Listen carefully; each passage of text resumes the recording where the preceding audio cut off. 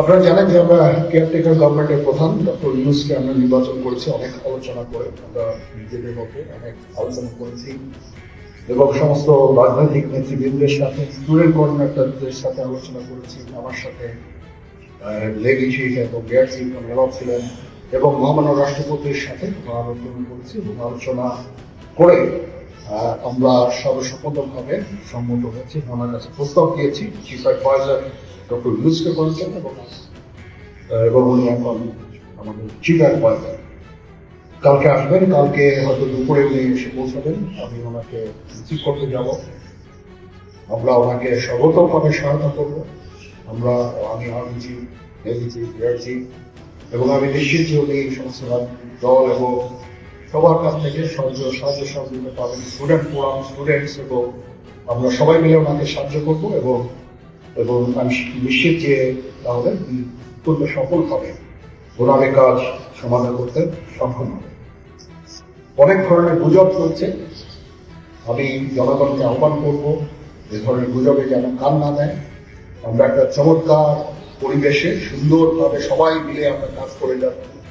আমার সেনাবাহিনী নিয়ে বিভিন্ন সেনানিবাসের মধ্যে বিভিন্ন কিছু ইত্যাদি সমস্ত গুজব রচনা করা হচ্ছে, এগুলোকে আপনারা কান দিবেন না এবং আপনারা এই ধরনের গুজব সরাতেও দয়া করে সাহায্য করবেন না। আমি জানি সবাই এটা ইচ্ছা করে করেন, প্যানিক আপনারা করেন, এই জিনিসটা থেকে নিবৃত থাকলে এটা ভালো হবে এবং আরেকজনকে কোনো নিশ্চিত না হয়ে কাউকে এ ধরনের কোনো খবর সংবাদ আপনারা দেওয়া থেকে বিরত থাকবেন, তাহলে এটা আমাদেরকে সাহায্য করবে।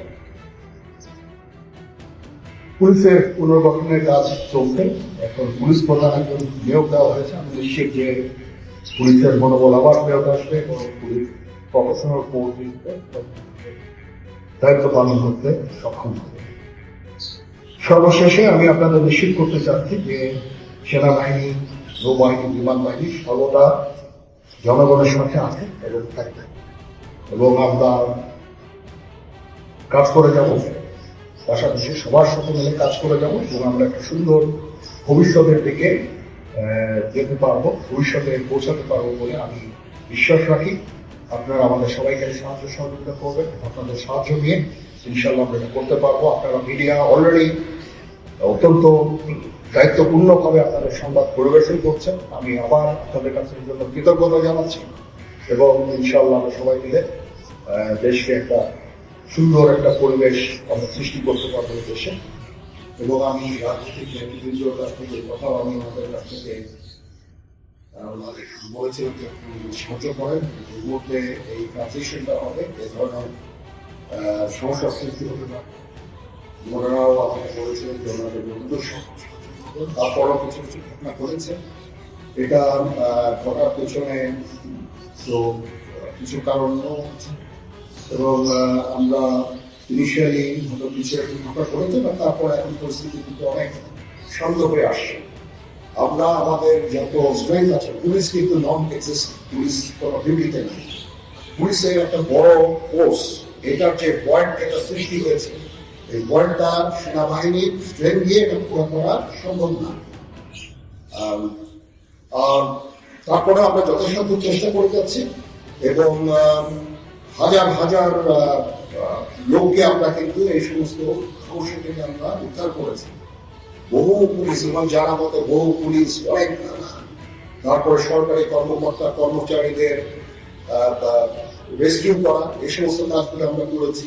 আমরা জনশক্তি কম জায়গায় যেমন বিমানবন্দর, ডিপ্লোম্যাটিক এরিয়া, সেক্রেটারিয়েট, জাজেসদের অ্যাকোমোডেশন, তারপর সেক্রেটারিদের অ্যাকোমোডেশন, এই সমস্ত গুরুত্বপূর্ণ জায়গাগুলি আমরা প্রোটেক্ট করছি এবং বিভিন্ন জায়গায় পেট্রোলিং করা হচ্ছে। তারপরেও একটা ইনিশিয়ালি যে একদিন এটা হয়েছে, সেই জন্য আমি অত্যন্ত দুঃখিত এবং বিব্রত।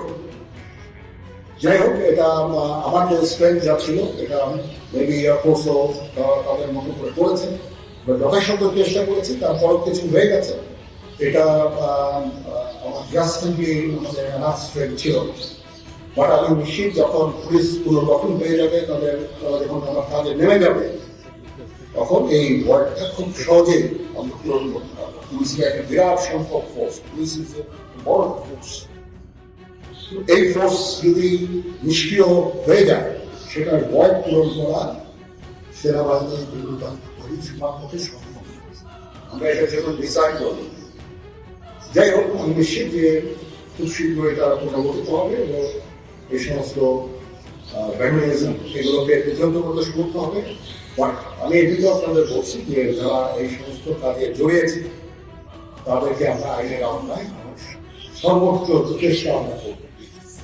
হ্যাঁ, হচ্ছে, তার সংখ্যা অনেক কমে এসেছে। একদিন প্রথম 1-2 দিনে যেটা হয়েছে, সংখ্যা অনেক কমে এসেছে। আমরা আনসার ডিডিকেও কাজে লাগিয়েছি এবং আমি তো বললাম যে ছাত্ররা আমাদের সাহায্য করছে বিভিন্ন গ্রামগঞ্জে, তারা এই কাজগুলোর মাধ্যমে তাদের প্রস্তুতির মাধ্যমে সাহায্য করছে এবং বিএনসিসি কেও আমরা এটা বেশ ইয়ার মধ্যে আমরা করবো এই কাজে।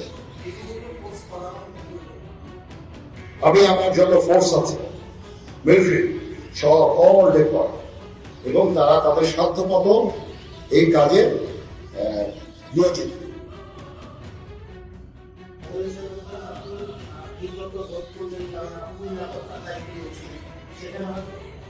এখন রাজনীতিবিদরা বললেন যে জেনারেল সাহেব আপনার নিরাপত্তার দায়িত্ব নেন, somebody has to take it। তো আমি আপনার কেউ নেওয়ার নাই, আমি নিয়েছি এবং যদি কোনো ব্যর্থতা থাকে সে দায়িত্ব আমার। আমি আমার সাধ্যমতো চেষ্টা করেছি এবং খুব কম সময়ের মধ্যে একটা স্বাভাবিক পরিস্থিতি ফেরত আসছে। আমাদের আরো অনেক কাজ করতে হবে, ইনশাআল্লাহ আমাকে একটু সময় দেন, আমরা এই নর্মাল সিচুয়েশনে চলে আসবো।